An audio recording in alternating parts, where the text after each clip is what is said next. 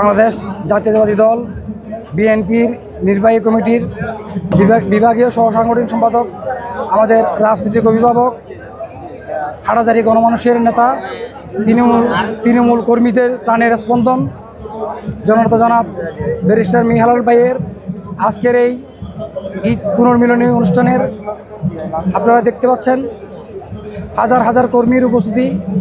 এতেই পরিষ্কার হচ্ছে হাটাজারিতে ব্যারিস্টার মিহিরলালের নতুন নেতা আমাদের বাংলাদেশের প্রতিটি উপজেলায় সংসদীয় আসনে যদি আমরা তৃণমূল কর্মীরা পাই, আমরা রাজপথে আরও শক্তিশালী হব, দলকে সুসংগঠিত করতে পারব।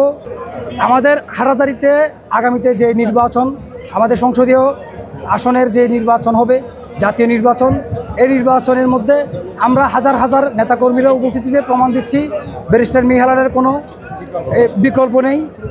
আমাদের সংসদে আমাদের হাটাজারির যে এই জনসাধারণের যে অধিকার আদায়ের জন্য ব্যারিস্টার মিহিরলালের বিকল্প নেই, এটা আমরা দৃঢ়ভাবে বলতে পারি। এবং তিনি বিগত আন্দোলন সংগ্রামেও বারবার তিনি প্রমাণ করেছেন, তিনি নিজ দায়িত্ব থেকে নির্দেশনা দিয়ে তৃণমূল কর্মীকে নিয়ে মাঠে কাজ করেছেন। এজন্য আমরা বলতে পারি বিএনপি মানি মিহিরলাল, বিএনপি মানি আমাদের এই আমাদের হাটাজারির আসনকে অলঙ্কিত করার জন্য ব্যারিস্টার মিহিরলালই আমাদের জন্য কি যথেষ্ট। আমি 1 নং দক্ষিণ পাহাড়তলির অধিবাসী।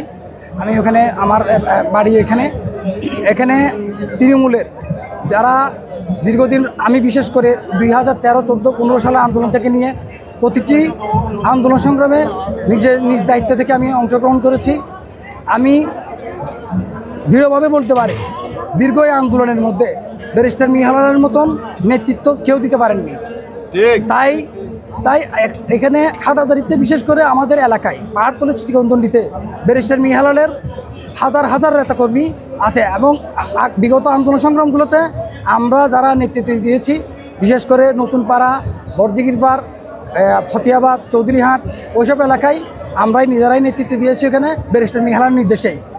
তো সুতরাং এখানে হাজার হাজার নেতাকর্মী প্রত্যেকটা জায়গায় আমরা সৃষ্টি করেছি।